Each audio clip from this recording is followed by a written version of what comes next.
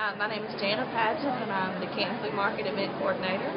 We have a little over 1,100 vendors here today, and we will have anywhere between 25 and 30,000 visitors.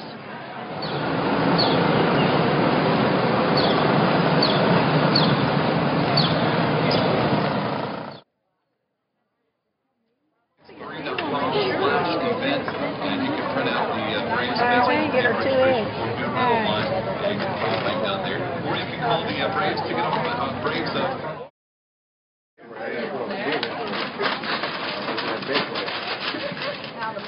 You won't never see another one.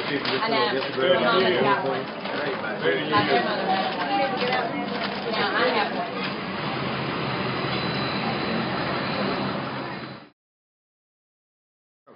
The main market falls right before Mother's Day this year, so we have some very unique items for Mother's Day. We also have Father's Day items, and we also have graduation gifts. We have some very unique outdoor items, from birdhouses made out of recycled artwork to different types of metal for metal yard art for the yard.